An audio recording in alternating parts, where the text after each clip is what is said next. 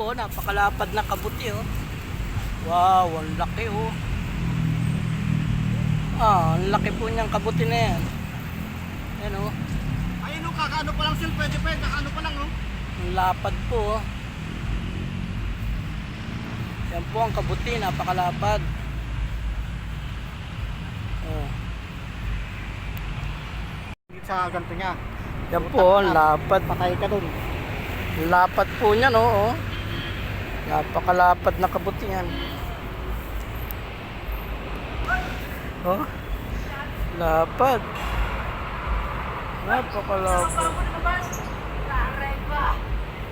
Ang lapad po niyan oh. Isa lang ulam na. Ayan, lulutuin na po natin yung ating kabuti na nakita. Wala po tayong ulam. Ayan, meron pong nakita po tayo na kabuti. Ayan o. Napakalapad po. Ayan, lulutuin na po natin to. Wala po kasi tayong ulam. Ayan. Hugasan lang po natin at masyado maputik. Ayan. Ayan po. Maputik lang kaya ganyan. Yan, gigisahin na po natin. Yan.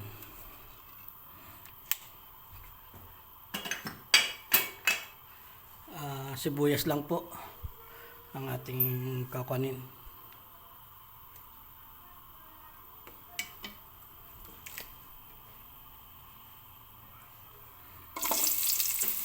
Yan, gisa-gisa lang po tayo ng sibuyas.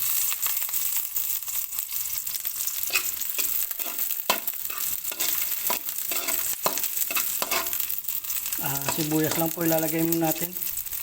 Wala pa natin lagyan ng bawang. Yan. Pwede na po yan.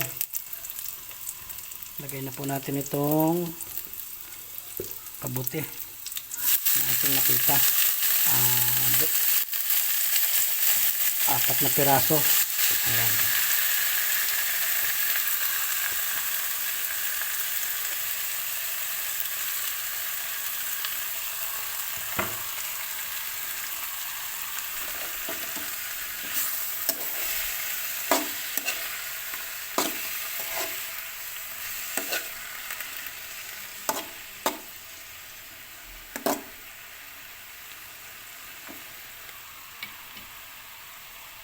Didesign lang po natin yan. Ayan, lagay na po natin itong saba. Saba baka naman. Yan.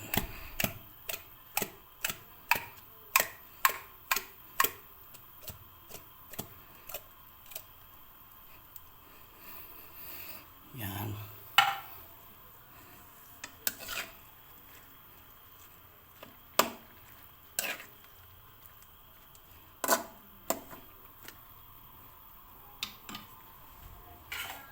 Takpan lang po natin. Pakukuloy natin yan muna.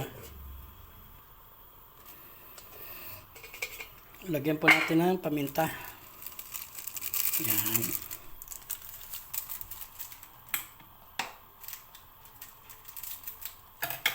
Tsaka po betchin. Kaunting betchin lang. Mga 50 piraso.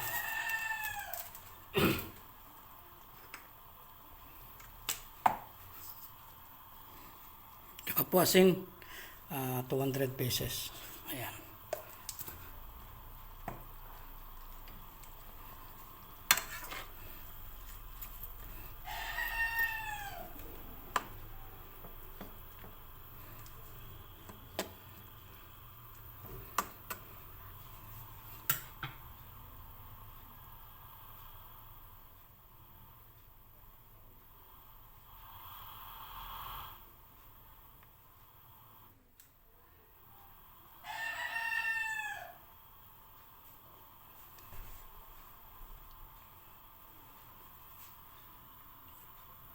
Takpan po muna natin.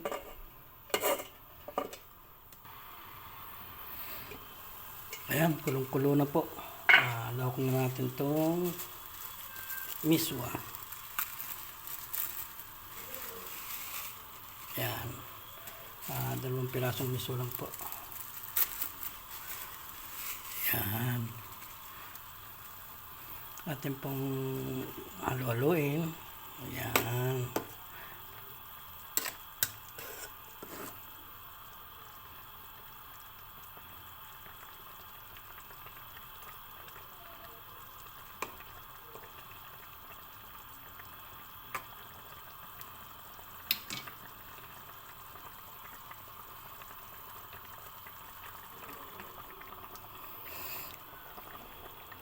Ayan, okay na po yan.